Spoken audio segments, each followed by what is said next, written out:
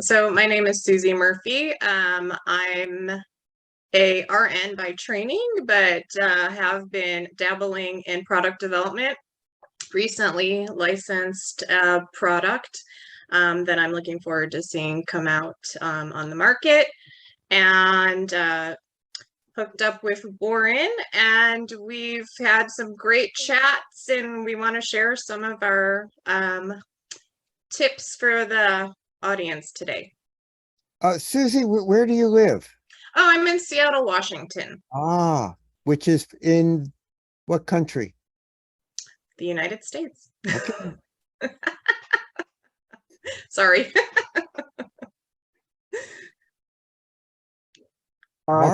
Thanks for that, Suzi.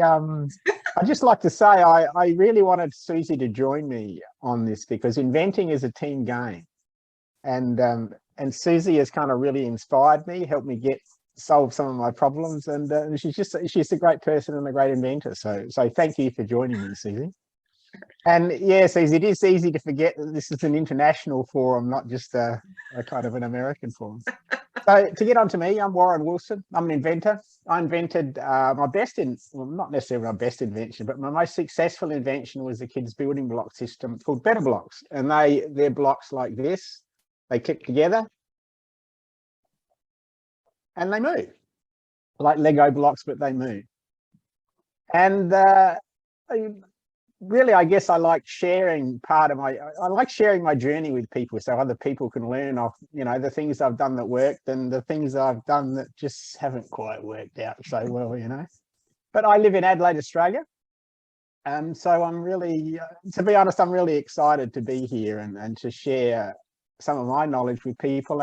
And also, Carol, it's fantastic to have you here. And please, if you've got any questions or anything that you think you contribute, please say, Warren, can you be quiet for a second? Because I've got something I'd like to say, okay?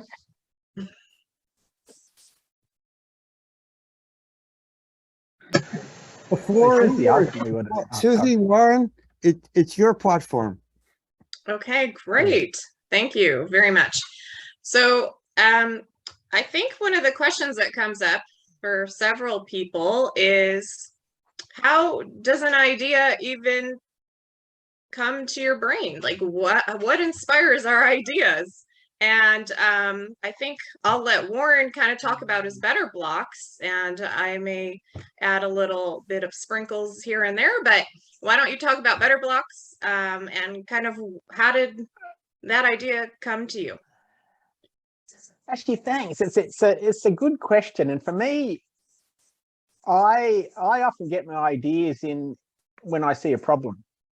And Better Blocks came about because I was over in Germany at the Nuremberg Toy Fair. It's just a wonderful toy fair, and I was with some friends of mine, and this was in the early 90s, and Lego just dominated the market. Like, you couldn't copy Lego, so there were no copies out there of it. There was just Lego, and then there was more Lego. And they were saying to me, they said, Warren, you're an inventor.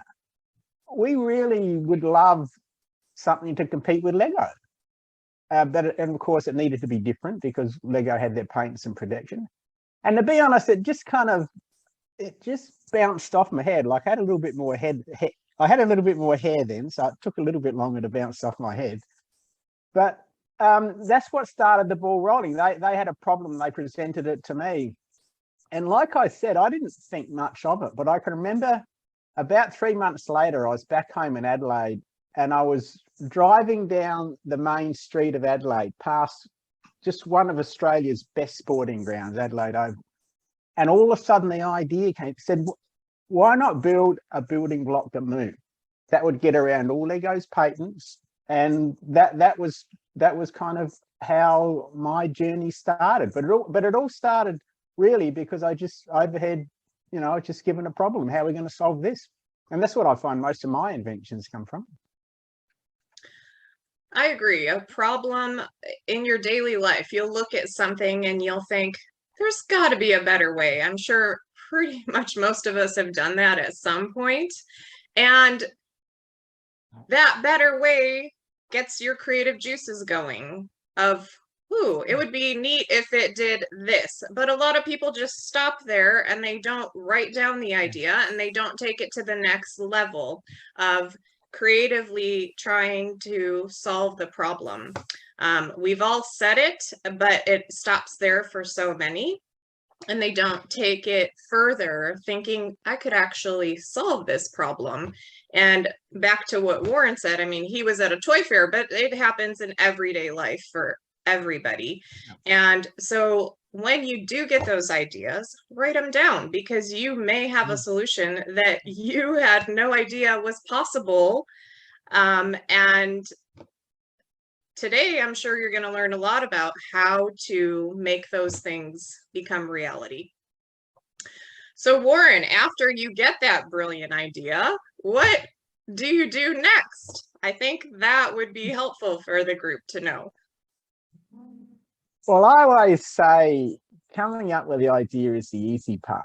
The next thing is you need to take some kind of action to turn it into reality. Like for me, I had the idea to build to design a building block that moved, but I had no idea how I was going to do it. I had no idea how I was going to clip them together, and like that they would rotate and all sorts of things. So for me, it was just a matter of, okay, the first problem I needed to do was to work out how am I going to actually build a block that worked. So I spent probably 6 months on that. I remember I had a little engineering shop here in Adelaide, and so I developed the block, and I didn't have much money at the time. Actually, I was $100,000 in debt from a previous venture that didn't kind of work out so well, right?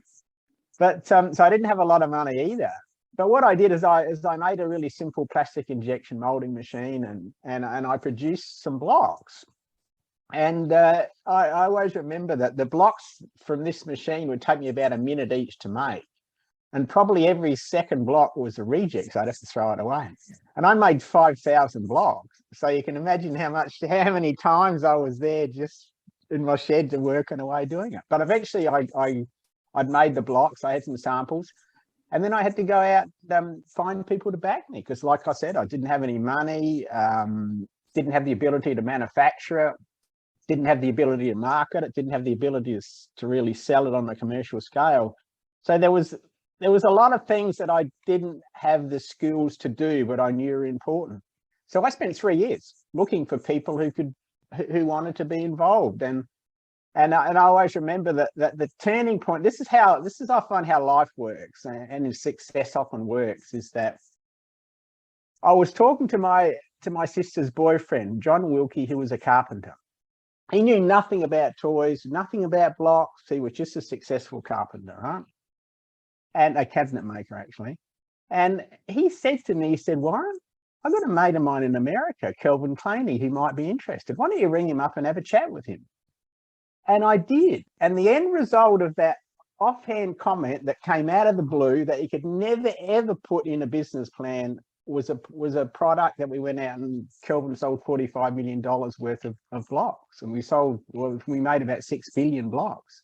So what I find is that life often gives us the answers to our problems and challenges in totally unexpected ways. We just need to be alert enough to kind of catch the idea as it fits past and do something about it.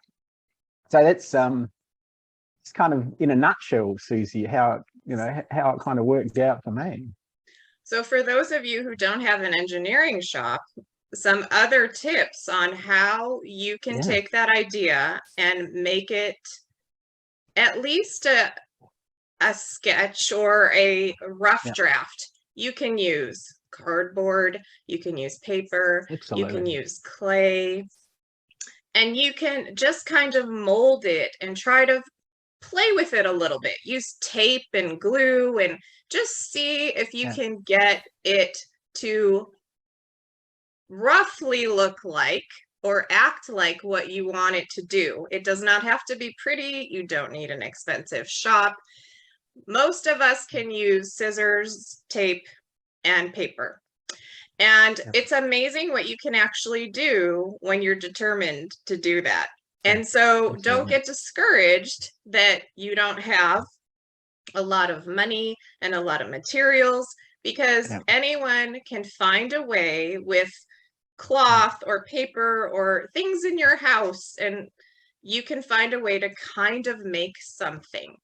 The other point that Warren made that I think is really important is you just don't know who might be able to help you. And it's amazing. We all are families. Everybody has friends and family who knows someone. And sometimes you just have to tell people about something you're stuck on or see who they know. And it's amazing how many people all of a sudden can become your team that can help you be successful. And so don't be afraid to ask for the kids out there, your parents, and they've got friends, you have aunts and uncles. I mean, everyone has skills, and you try to bring them all together to help you down this path of inventing. Yeah. And it's amazing what can happen. I mean, Warren asked the right question and he got connected to the right person. And next thing you know, it's on all the television stations and they're doing wonderfully. So it can be that easy. It's not an easy road necessarily, but you just never know if you don't ask the questions and be willing to try. So I just wanted to recap what he had just said so that everyone knows that it is doable. So Warren, you connected, you're on TV. Were there any stumbling blocks or problems that maybe people should consider as they're going down this path?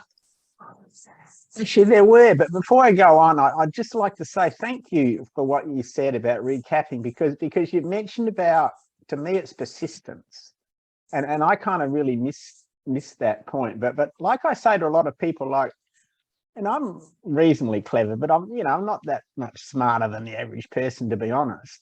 And yet I was successful. When on my journey, I saw many people who had far better ideas than me, who were far more highly qualified than me, not be successful.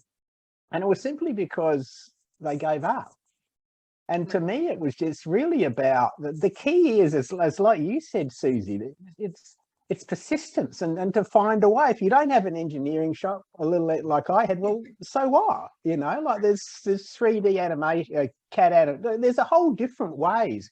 And if you really want to get whatever it is you got out there, it's really just it comes down to a lot of it is persistence. So thanks for bringing it up, see. And I love about the cardboard and paper models because I do that too. And you just got to make something or do something and start the ball rolling. So thanks for that. Absolutely. Getting on to were there other challenges? Absolutely. And the catch with inventing is you're doing something that you've never done before. So you don't know what you don't know. And of course, there's a lot of things that I don't know what I didn't know. But one thing I found was that inventing is really, it's not so much about the product, it's about the people that you get on your team that will make it successful. Yeah. Like Better Blocks was successful because I got some really talented people on my team. And there was only there was only 4 of them besides me. There was Kelvin Claney. He was the guy who really put the money in and backed my idea. There was John Miller, Derek Schwartz. They were the 2 people who produced the commercials. And there was David Williams. He was a person who owned the manufacturing plant in New Zealand that made them. And they all had their contribution. And it's like it's the ability to work with them. I say to people, when I started off my journey in inventing, I had the personality of a dial tone on a telephone. Now the older generation will know what that is, but the newer generation, the older phones before you had mobile phones, you'd pick up the phone and it would go beep, beep, beep, and it was the dial tone of a phone. Now, that was kind of my personality, right? And so I had to work a lot on myself to improve my people skills, because it was really my people skills that was for me, it was a double-edged sword. I did some things really well to attract people on my side, and I did some things terribly that didn't work for me, that put people offside. So the biggest challenge for me was actually learning how to to work with people and to lead them at sometimes. And sometimes they were smarter than me. So I just to take a back seat and go along for the ride. And it was a real education for me. So for me, it was the people skills. And I'll give you an example about how sometimes I went along for the ride. It's like with Better Blocks, we had about 84 different types of blocks. Well, I came up with the first 5. So that means that 79 of the blocks were my idea. And the really coolest blocks, like the glow in the dark blocks and the blocks you dip in warm water to magically change color, they weren't my idea. They were David Williams's idea. Like David Williams being a manufacturer, he kind of knew all the new materials that were coming out. And every now and again, David would phone me up excitedly saying, Warren, we got this new plastic that glows in the dark. You've got to make your blocks out of this. So we would. And there would be a whole new range that I knew nothing about. Or the magic color change. Like I remember David ringing up and saying, Warren, we got this plastic that you can dip in warm water and it changes color. How cool would that be? And so we made our blocks out of that. So the challenge for me was just learning how to deal with people, to be honest. The technical problems I could overcome, but working with people was and still is, to be honest, is just a challenge for me. So that was my comment. Some of my obstacles, to be honest. Absolutely. Forming a team, back to who do you know? How can they help you? Even if it's just to answer one simple question.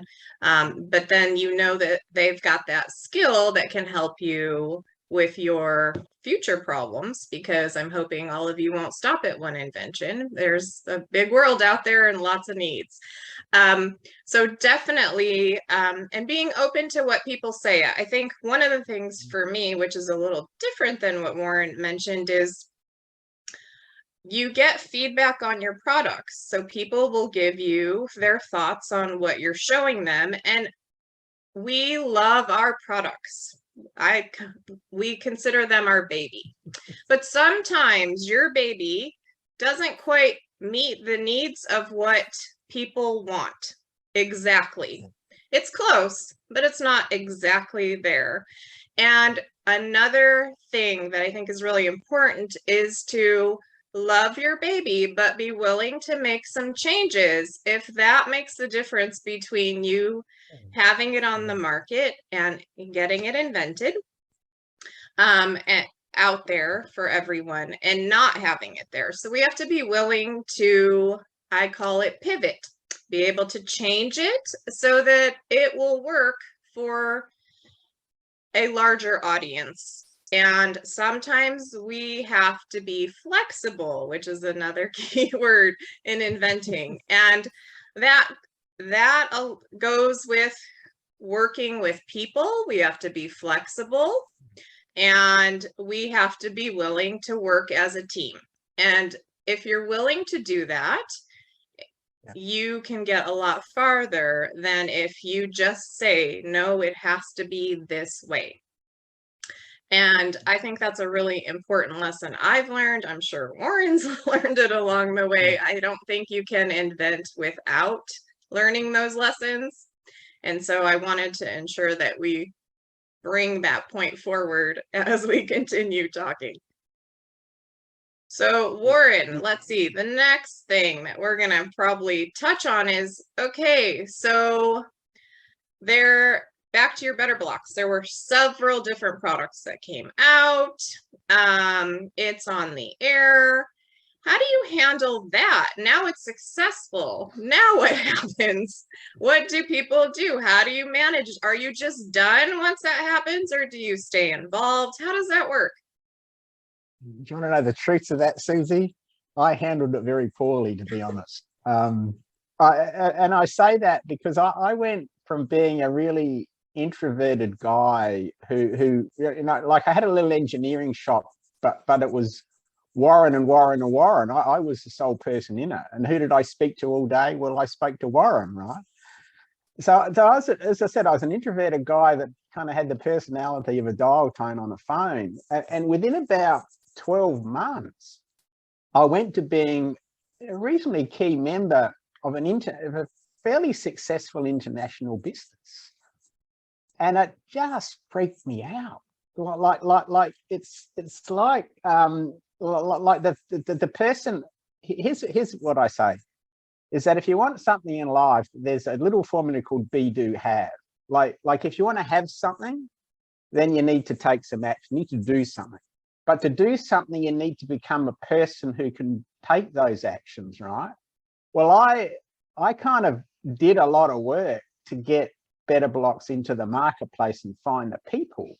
But then when I built this successful product and this successful team, I wasn't the sort of I didn't have the skill set or the characteristics to manage it and to cope with all that success in such a short space of time. So what it was for me, it was I spent a lot of work and a lot of money, and over the years, and it was when I was 30, I started this journey about.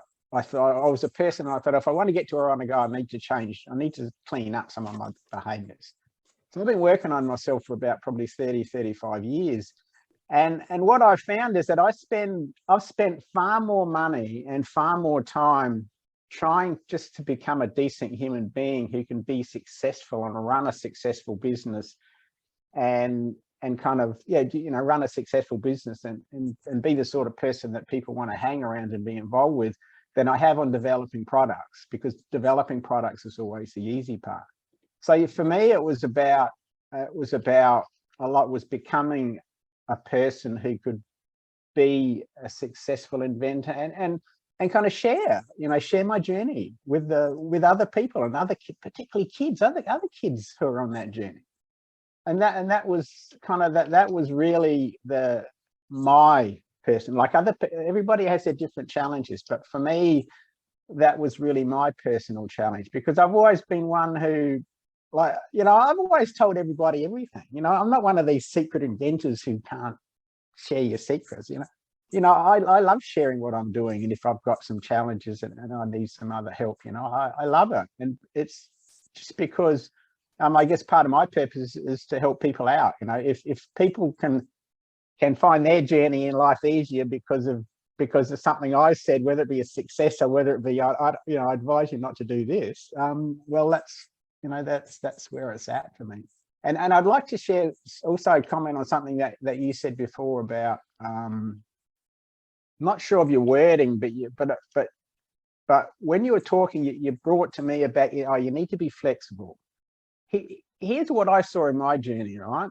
Because you're right, inventors treat their inventions more protective than their kids, right? I remember there was this one guy in Australia who had a really cool, it was a really cool product. I kind of liked it. And he had a really good deal put on the table. And he knocked it back and said no for a few key points, right? And to me, I would have signed the paper, said thank you very much, right? And he never ever got his product on the ground, off the ground. No one ever picked it up. And for me, with Better Blocks, like, what could I have done a different deal with Kelvin than I did? Absolutely, I could have done a better deal. But the thing was, I did a deal and I got in the game. Like, I learnt things that I didn't even know existed. I went on to the first. We had it on QVC, and I was on the first show. And like, we sold $100,000 worth of blocks, and I think it was about 12 minutes. Well, I never even knew that world existed. So you kind of got to be a bit flexible, because when you get in the game, that's when you truly learn and can do things. And sometimes there's a price you pay for getting in the game, and that's just it. So I hope I answered your question, and thanks for bringing that up about flexibility, Suzi. Absolutely. I agree. I mean, again, flexibility is so key, and you may be presented with a deal that it may not line up perfectly to what you envisioned, but maybe the first one is something that you're just okay with it, seeing it on the market. I mean, that would be amazing. So everything is like a stepping stone to the next thing, and each time you do something, we get better at it. And so being open and taking the lessons learned from your experiences is key to this, I call it this very unique world because not everyone is inventor or inventor minded, but kudos to everyone who's listening and wants to try this. You can do it. Don't get discouraged because there is a way if you have the passion. So I guess Deborah and Jake, do you want to ask any questions or? Carol, do you have a question or a comment? Yeah, Susie actually asked a lot of the questions I had, so I guess thank you. But I do actually have another question. So Warren, you said that when you started off with your beta blocks, you were in a bit of debt from your last project. So I was wondering how you found the courage or maybe the motivation to try again, to like start a new project, even with the risk that like it might not go that well. Wow, Carol. Wow. Thank you. Thank you for asking that question. Here's what I've learned over the years is that inventions come from the outside in. Like often we'll see, like I people told me a problem and I thought, yeah, okay, I can solve that. But what I found is that successful inventors come from the inside out. And it's like there's kind of, and I don't know how to describe it, but for me, there's an inner drive when I know that I'm on the right track, like the work that I do, I'm starting to do more of helping kids, is that it's just something that's, I know is part of me, and I've just got to do everything I can to make it successful. And that's just, it's a knowingness inside of you. And we all have that. Like maybe it's not to be an inventor, who knows? But we all have that knowingness inside of it. And when we kind of know that we're on the right track, you're prepared to do what it takes to be successful, and whatever that is. And I said, I don't know really how to explain it, but for me, I just knew Better Blocks was the thing to persist with. And that's what I did. And being in debt was, was an obstacle to overcome, but I was going to overcome it one way or another. And like Suzi said, like a lot of things, we got no idea how we're going to do it. But once you get in the game, and what I find is that if you're truly committed to make something work and do what it takes to make something work, these amazing opportunities come up for us. And it's a matter of taking them and doing what we did. So yeah, I don't really have an easy answer for that, Carol, but that's what I've found over the years. And that's part of the reason why I've spent so much time working on me, just to become a more better, decent human being, is that it makes it easier to persist, and it makes it easier to attract people that want to help me out and carry on. But yeah, I think, the thing I think is these days, young people like you, Carol, you have this wonderful smiling face that exudes this energy that I kind of didn't have when I was a kid. And I think people like you, when you find something you believe in, I truly think you would, people like you would attract the people that you need to make your ideas successful. I think you'd probably have a little bit of an easier journey than me, to be honest. So, but everything presents its own challenges. So I hope that answers your question, Carol. Yeah, okay, thank you. That was very inspirational. I mean, it doesn't sound very easy, but yeah, I think it's worth trying. So I have another question. So do you have any, like, one or more suggestions to give to someone who has someone like me who maybe has an idea or a prototype but doesn't know where to go from there? Yeah, and a lot of it is like Suzi was saying, is that I would, to be honest, I'd just write down on a notepad or something, just, okay, this is what I've got, and these are the sort of things, these are the sort of people or skills or information or whatever it is that you think that you need next. all right? And then just start speaking with people. And you can start to speak with people who may have the answers, and start to speak with people like I did, people who you just had no idea was going to have the answers, like John Wilton. So I, you know, that's my suggestion, is to work out what your next step is or what you need to do, and just start speaking to people. And I think you'd be truly amazed how many people would offer to help you out. And I genuinely believe that. I think you would be truly amazed, Carol, how many people who would be willing to help you out. So that's all I got to say. What about you, Suzi? I'm sure you got some good comments. Well, so the inventing process is idea, come up with a rough prototype in your head, or again, back to the clay or the paper or something. And then some of the things that are key is there's something called a sell sheet. So it gives people an idea of what is the product and the benefits. That's what companies look for. And there's a lot of people out there who could help you make one.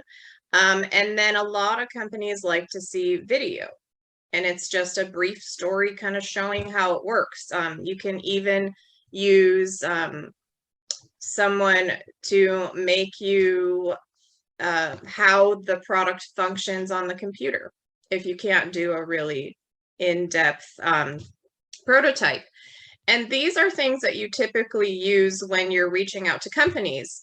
If it is a product in a space, say kitchen, for example, that you came up with, then you want to find companies in that space that sell similar things to you. And the way you do this is you reach out and you politely ask if they take open products, or if they take product submissions. And that kind of sets you on your path, because if they do, then you could show them your sell sheet and your video, and that starts the conversation. And if they really like it, there's more conversation to follow, but that's just the rough start. You have to have your list of who does this fit with. And so that, outside of finding your people, is really important to look at the space in which your product would fall. Yep. And can I just make just one quick comment, because I know you need to wind it up, Jake. Carol, there's an organisation called Inventors, and they're just like Suzi and I both involved with them. They're a wonderful organisation. They have a lot of free information about how to go about licensing your invention, about how to go about making sell sheets, like Suzi said. Yes. So yeah, if you wanted to know more precise steps, just have a look on Inventors. Just search Inventors, and you'll find a lot of your practical answers. They have. So yeah. Absolutely. Yeah, okay, thank you. Yeah, that's all the questions I have. Suzi asked too many good questions. Sorry. I took them away from you. Sorry, Carol. Okay. Excellent. So thanks, Carol. just so you know, this is being recorded, and it will be up on YouTube. And we will have lots and lots of people viewing this and using this as their roadmap to success. So Suzi and Warren, maybe you'll be getting some, gratitudes, some, tips and, would you like 1/10 of 1% of Apple stock? That's not too bad. So you never know. You never know who's out there. This is great. Thank you very much. Suzi, you're welcome to stay. I'm not throwing you off, okay? We're going to have some more stuff going on. I'm not throwing you away. Deborah, I think you have to leave though, right? I do, but this presentation has made me want to stay. Well, but I will go. No, I'll go. Stay and join us, Deborah, if you can. So, and I want to thank Suzi for that. Suzi just, I love working with Suzi. So she's definitely really made your presentation. Suzi, and Warren, just one quick one though. If somebody would want to ask you a question, more information, how do they find you? What do they have to do? I guess the best way for me is through my website, warrenwilsoninventor.com, or they can find me on LinkedIn. I'm just Warren Wilson. That's the two common ways. When my my Warren Wilson Inventor website has got a contact form, and please, if anyone, or maybe even through you, Jake, I'm happy to. Sure. Sure. Yeah, whatever works. But I'm always happy to answer anybody's questions.